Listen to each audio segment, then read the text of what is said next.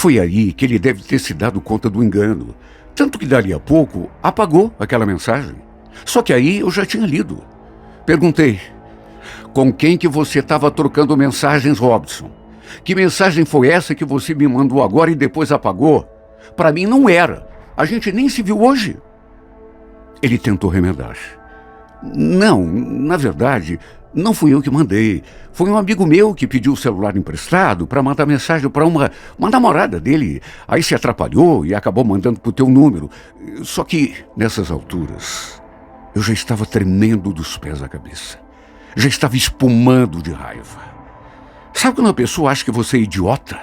Sabe quando a pessoa acha que você é uma tonta, uma otária, uma estúpida?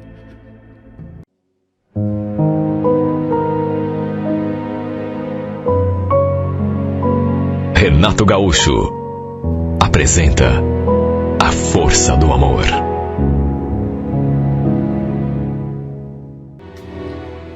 Eu trabalhava numa pizzaria e um dia encontrei um celular assim em cima da mesa. Já era tarde, estávamos praticamente encerrando o atendimento. Com certeza, algum cliente devia ter esquecido ali. Peguei o aparelho para entregar para minha patroa, até porque, com toda certeza, o cliente entraria em contato e iria buscar. E foi então que ele começou a tocar. Devia ser o dono, ou a dona, sei lá, ligando de outro aparelho para saber do celular. Pensando nisso, atendi. E no que falei alô, escutei aquela voz. Boa noite, quem está falando, por favor? É que esse celular é meu, eu acho que perdi ele, não sei onde. E expliquei que era da pizzaria, que ele tinha esquecido ali, em cima da mesa, o telefone. Ele então quis saber até que horas a gente ficaria com a pizzaria aberta, porque daria um jeito de buscar. Falei que fecharíamos, daria uns 20 ou 30 minutos. Aí ele disse que era só 15 minutos e ele já estaria buscando o aparelho. Nem entreguei o celular para a dona Fernanda. Fiquei esperando que ele chegasse para entregar diretamente para ele. Seu nome, Robson. E olha, ele tinha uma voz tão bonita. Logo ele apareceu. Veio falar comigo, entreguei o aparelho. Lembrei, assim, vagamente de ter atendido a sua mesa. Olha, ele não sabia o que dizer para agradecer. Até porque usava o celular no trabalho. Todos os seus contatos estavam ali. Imagine, quem tem o trabalho praticamente todo ali resumido, no telefone, se perde, fica a ver navios, né? E ficou nisso. Ele pegou o telefone e se foi. Até que algumas semanas depois, eis que ele apareceu ali, de novo. Estava sozinho. Se ajeitou assim numa mesa e já na primeira vez que eu fui servi-lo, ele já puxou conversa. Tudo bom? Tá lembrada de mim? Tô sim, do celular, né? A gente conversou assim, bem rapidamente, enquanto eu lhe servia. Ele perguntou meu nome. O fato é que toda vez que eu passava ali perto da sua mesa, a gente se olhava e ele sorria para mim. Era um moço bonito e tinha uma voz ainda mais bonita do que ele. Sempre que eu passava ali por aquela mesa, enquanto lhe servia, ele puxava assunto. Até que numa dessas vezes, ele apontou para um anel que eu usava no dedo e perguntou: e essa aliança aí é de noivado ou de compromisso? Eu achei até graça. Aliança? Não. É só um anelzinho comum. Sério? Graças a Deus. Então quer dizer que você não é comprometida, né? Falei que não, e ele me encarou de um jeito. Continuei servindo as outras mesas, mas repito, volta e meia, a gente olhava. Deu para sentir que alguma coisa ficou no ar. Até que, uma altura, ele pediu a conta, eu falei que ia avisar o responsável, e ele quis saber: escuta, Silvia, que horas que você costuma sair daqui? Então, a gente não tem, assim, hora certa para encerrar. Depende do movimento. 11 horas, 11h30, até meia-noite às vezes. Será que eu posso ficar te esperando ali fora? Até você sair? É que eu queria te conhecer um pouco melhor. Aí eu já aproveito e te dou uma carona também. Você vai para que lado? Puxa vida, não sei, é que não dá para saber com certeza, né, que hora que a gente vai encerrar, entende? De repente você fica lá fora e demora. Capaz. Posso ficar a noite toda, se for o caso. Quer dizer, a não ser que você não queira, claro. Aí tudo bem, eu vou entender. Fazer o quê, né? Ele ainda me entregou um cartão de visitas e disse que ali tinha o número do seu celular, que podia mandar uma mensagem quando estivesse saindo, que ele ficaria com o carro ali perto me esperando. Olha, concordar, eu não concordei. Mas sabe, como não falei nada, ele deve ter entendido que podia ficar ali me esperando. Imagine, eu nem conhecia o rapaz, não sabia nada sobre ele. Era apenas a segunda vez que a gente se via. Quase lhe mandei uma mensagem pedindo que ele não ficasse me esperando. Mas aí o tempo foi passando, e quando vi, já estava na hora de encerrar. Pensei até que ele tivesse ido embora. Só que quando saí ele para fora, ele estava ali me esperando no carro. Eu, naturalmente, estava diferente. Tinha soltado o cabelo, tirado o uniforme. Ele ficou me olhando assim durante um tempo. Até que falou: nossa, você ficou ainda mais bonita. Assim de cabelo solto, você parece até mais jovem, sabia? Falei que precisava ir embora. Queria para o terminal, pegar o meu ônibus. E ele pediu que eu entrasse, que me deixaria lá. Meio ressabiada, acabei concordando. No trajeto, ele me perguntou tanta coisa, quis saber a minha ficha completa. E apesar daquele meu receio inicial, até porque, como eu já falei, a gente praticamente não se conhecia. Só que depois que começamos a conversar, eu fui me soltando, me sentindo assim mais à vontade e perdendo aquele medo do começo. Ele parecia ser um cara tão bacana, tão confiável. O fato é que chegamos ao terminal e ainda ficamos mais um pouco ali de conversa. Ele queria me levar em casa, mas eu falei que não precisava. Pegaria o ônibus ali no terminal. E antes de nos despedirmos, ele pediu meu número para a gente poder conversar. Aí nos despedimos com um beijo no rosto e cada um tomou o seu rumo. Não aconteceu nada demais nesse que foi uma espécie de primeiro encontro. Se é que dá para chamar assim. Peguei o ônibus e fui para minha casa, lembrando dele o trajeto todo, naquilo que a gente tinha conversado, no seu jeito de falar, no seu jeito de me olhar. Até que, de repente, ele me mandou uma mensagem de boa noite, falando que estava pensando em mim. O fato é que passamos a trocar mensagens praticamente todos os dias.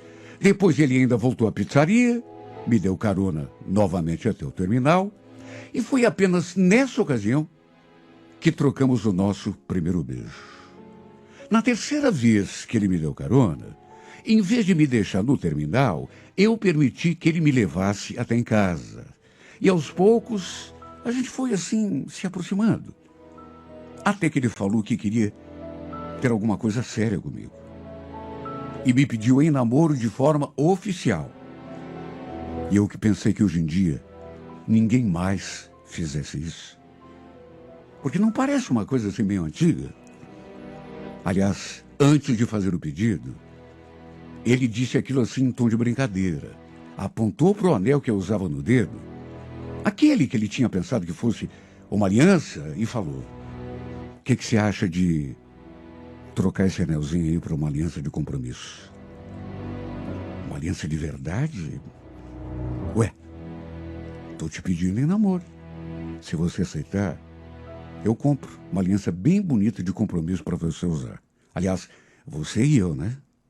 O que você acha? Imagine o que eu ia achar. Claro que aceitei.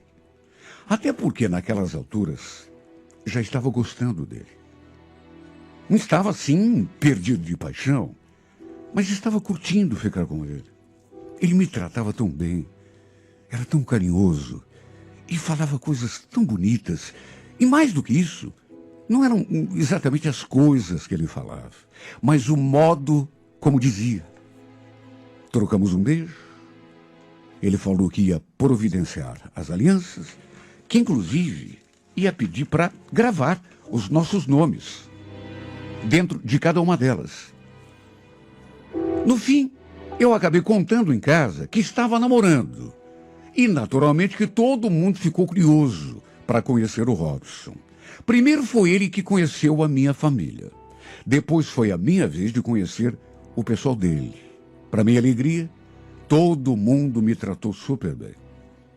Ele sempre ia me buscar no final do meu trabalho. E naturalmente que todo mundo ali na pizzaria o conheciam também e acabaram sabendo, né, que a gente estava namorando.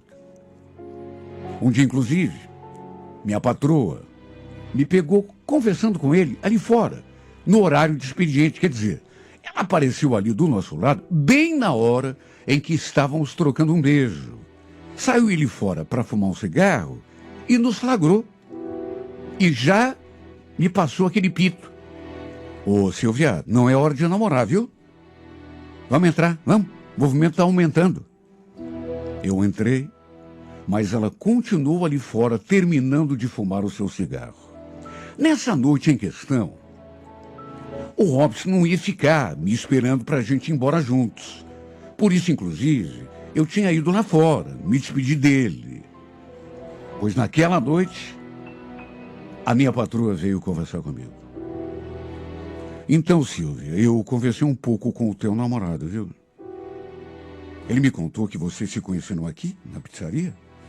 Que ele esqueceu o celular aqui, você achou? Já faz tempo que vocês estão ficando? Falei que já fazia mais ou menos uns 5 meses. E aí, ela prosseguiu. Então, ele comentou comigo que trabalha com esquadria de aço inox. Aí eu andei pensando e acho que vou acabar contratando a firma dele, viu? Tô querendo mexer em umas coisas ali na entrada. Pede para ele vir conversar comigo amanhã. Falei que ia dar o recado e, para resumir, ele realmente acabou pegando o serviço. Conversou com a dona Fernanda e eles combinaram tudo. Inclusive, ela também queria fazer não sei o que no apartamento dela, só que precisava conversar com o marido antes. Isso foi o Robson que me contou depois. Até que tempos mais tarde, um domingo, ele tinha almoçado ali em casa. Depois a gente ficou ali assistindo televisão e foi bem nessa hora que o telefone dele começou a tocar. Como o celular dele estava ali perto, eu dei uma olhadinha e vi aquelas palavras escritas na tela. Serviço Corrimão. Perguntei o que era. Ele falou que era um cliente, um serviço que ele tinha pego para fazer, mas que não ia atender porque era domingo. Só que a pessoa voltou a ligar. E dessa vez, como o Robson novamente não atendeu, sei lá, eu fiquei meio curiosa. Ficou nisso. A gente namorou um pouco, depois fui me arrumar para trabalhar na pizzaria. Ele naturalmente me levou. E assim que vi a minha patroa, ela quis saber se eu tinha visto o Robson naquele dia. Falei que sim, que a gente tinha se encontrado, passado a tarde juntos. Perguntei por que ela queria saber do paradeiro dele, no que ela imediatamente respondeu. Não é nada não, é que eu conversei hoje com o meu marido e acho que esse mês a gente vai fazer aquele servicinho lá no apartamento. Ah, sei, mas a senhora quer que eu peça para ele dar uma passadinha aqui? Não precisa. Pode deixar que eu ligo para a firma. Minha patroa sempre foi uma mulher assim de poucas palavras. Estava sempre de cara fechada. Só que naquele dia, sei lá, parecia mais carrancuda do que de costume. O tempo foi passando. O Robson me contou que tinha ido ao apartamento dela ver o serviço. E ficou nisso. Até que uns 2 meses depois, um domingo, eu tinha pego o ônibus para ir à pizzaria, já que meu namorado não pôde me levar. Aliás, a gente nem tinha se visto naquele dia. Até porque ele estava vendo um serviço na região metropolitana. Estava ali no ônibus, distraída, olhando pela janela, quando de repente o meu celular apitou. Era uma mensagem do Robson. Só que juro, eu li o que ele escreveu, mas não consegui entender nada. Na mensagem estava escrito aquilo que eu li, repito, e fiquei boiando. Eu também adorei te ver. Pena que foi rapidinho, né? Queria ter ficado um pouco mais com você. Sabe, eu li aquilo e naturalmente senti aquele frio na espinha. Eu tinha conversado com o Robson, mas de manhã, fazia tempo, horas atrás. Depois não tinha mandado nada para ele, até para não atrapalhar. Ele falou que ia ver um serviço na parte da tarde. De modo que raio de mensagem era aquela? Adorei te ver. Sabe, a impressão que dava era de que ele estava conversando com outra pessoa. Por isso, o frio na minha espinha. Devia ter mandado enganado. Isso já tinha acontecido comigo. Estava tão acostumado a mandar mensagem para ele que, em vez de mandar para minha mãe, por exemplo, sabe, me enganava e, olha, a não ser que fosse, sei lá, uma coincidência tremenda, ou um engano mesmo. Eu acho que aquilo que ele tinha mandado para mim, sua intenção era mandar para outra pessoa. E só isso fez o meu mundo desabar. Em seguida, até ele se deu conta do engano. Tanto que dali a pouco, ele mesmo apagou a mensagem. Só que eu já tinha lido. Tinha lido e não entendi nada.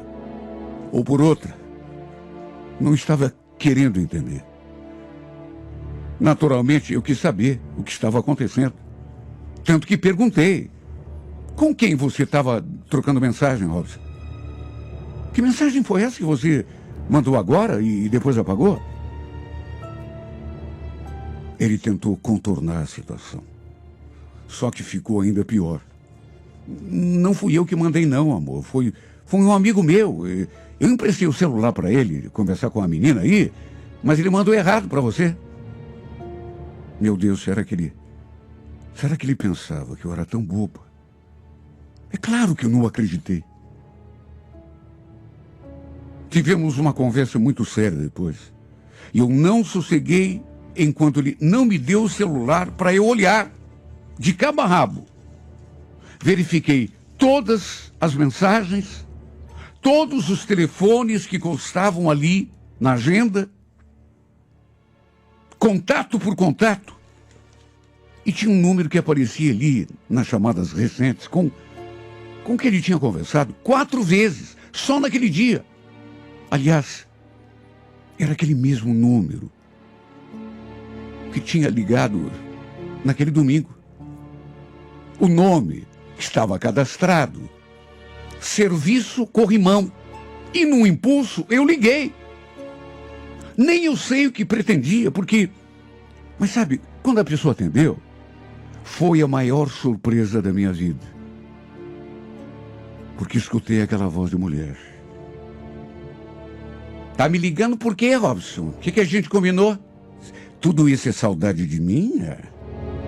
Também tô com saudade de você, mas não liga nesse número, por favor. Eu reconheci aquela voz. Reconheci e falei o seu nome. Dona Fernanda, é a senhora? Do outro lado da linha, silêncio total. Até que ela desligou o aparelho. Nessas alturas, o Robson já estava engolindo em seco ali, do meu lado. Ele nem precisava confirmar nada. porque ela tinha confessado tudo, sem saber que era eu que estava ali, do outro lado da linha.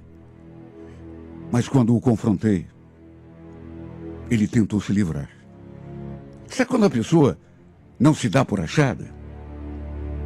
Foi ela que ficou vindo atrás de mim, amor. Não tive culpa. Não teve culpa. Mas você é muito descarado, Robson. Quer saber? Vai embora daqui. Tá tudo acabado. Não quero te ver nunca mais. Não, peraí, também não é assim. Deixa eu explicar. Não quero saber de explicação. Falei aquilo, tirei a aliança do dedo e joguei com força no chão. Com toda a força do meu desgosto. Eu deixei ali, falando sozinho. E foi desse modo, triste, que chegou ao fim o nosso namoro. Como também foi por esse motivo que acabei saindo da pizzaria. Não tinha mais clima, né? Nem para continuar com aquele namoro, nem para continuar trabalhando naquele lugar. Os dois estavam envolvidos. Meu namorado e a minha patroa. Me enganando pelas minhas costas. E se ele não tivesse me mandado aquela mensagem enganado, eu até hoje estaria sendo feita de boba. Não sei se ainda estão juntos. E também nem quero saber. Que adianta saber? Agora é tarde. A única coisa que eu sei é que eu quero distância dessa sujeira toda. Dela e dele. Como ele pôde me trair com aquela mulher? Uma mulher que, inclusive, sabe, não é querer falar, mas não serve para ele. Bem mais velha do que ele. E ainda por cima casada. Ele ainda ficou um monte no meu pé, implorando perdão, pedindo mais uma chance. Mas sabe, eu não perdoo. Também não está sendo fácil para mim. Também estou sofrendo, mas não perdoo. Ele me fez de idiota. Brincou com os meus sentimentos, por isso, mesmo rebentado por dentro, não perdoo. E não quero volta. Não aceito de volta. Não quero nada de volta. Aquilo que eu pensei que tinha, na verdade eu não tinha. Era falsidade, não era verdadeiro. Por isso, não quero e não perdoo. Não volto para ele, mesmo que eu chore lágrimas de sangue para o resto da minha vida. E na próxima terça-feira, 15 horas, não perca. E ela ainda acrescentou. Inclusive, era sobre o filho de vocês que ela estava falando, sobre a consulta no médico. Por isso que eu achei estranho. Mas como assim, mãe? Que foi que a senhora escutou? Ai, filho, foi uma conversa muito esquisita. Muita intimidade um com o outro, você entende? Ela não viu que eu estava perto, não percebeu que eu estava escutando tudo. Tá, mãe, mas o que foi que a senhora ouviu? Então, ela perguntou se ele iria com ela na próxima consulta. E eu escutei nitidamente ela chamando essa pessoa, esse homem, de Vitor. Olha, quando ela mencionou aquele nome, eu gelei. Vitor? A senhora tem certeza, mãe? Foi esse mesmo o nome que ela falou?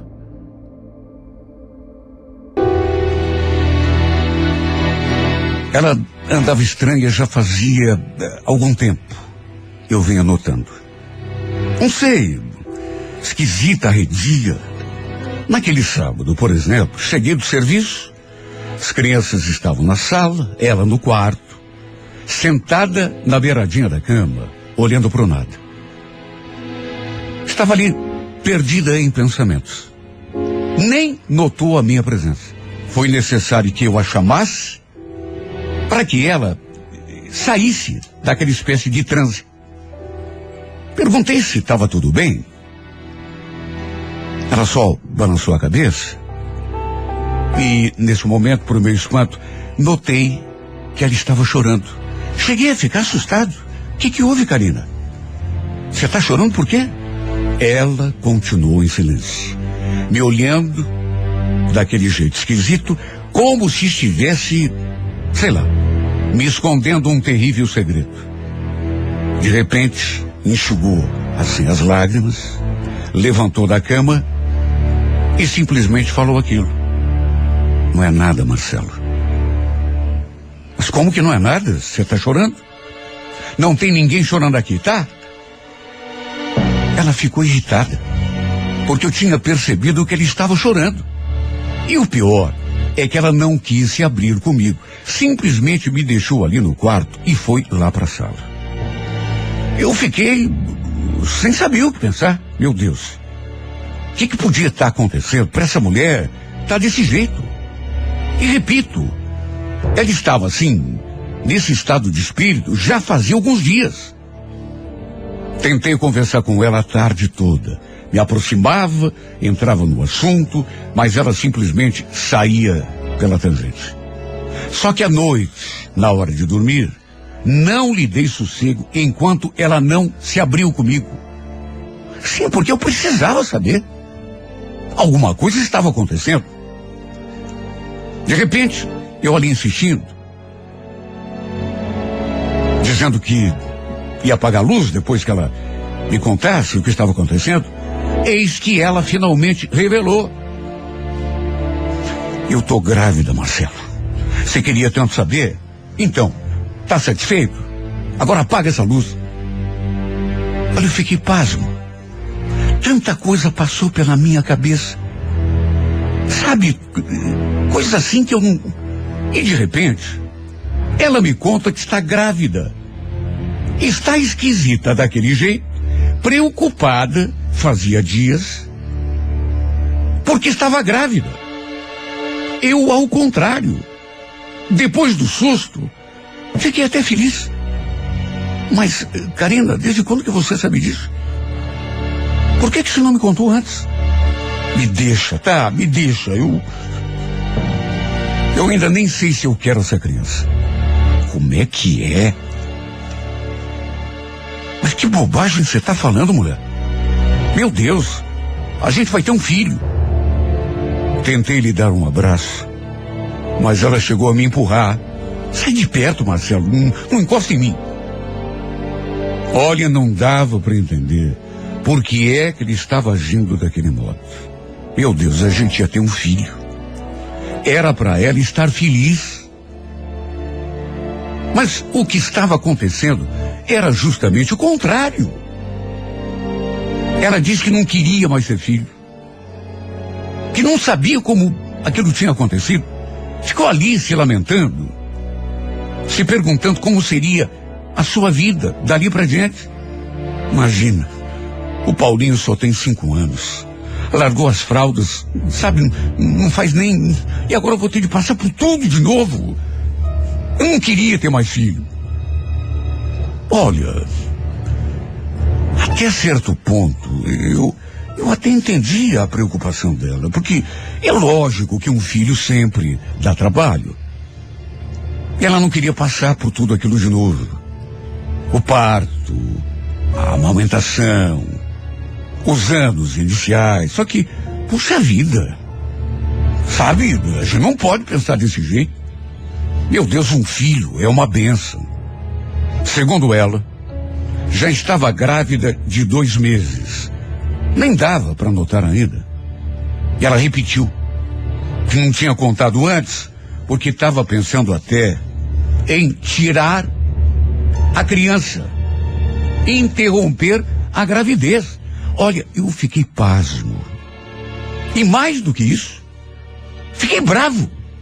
Não perca, é na próxima terça-feira, 15 horas, na íntegra, a emocionante história de Marcelo e Karina em mais uma edição de A Força do Amor.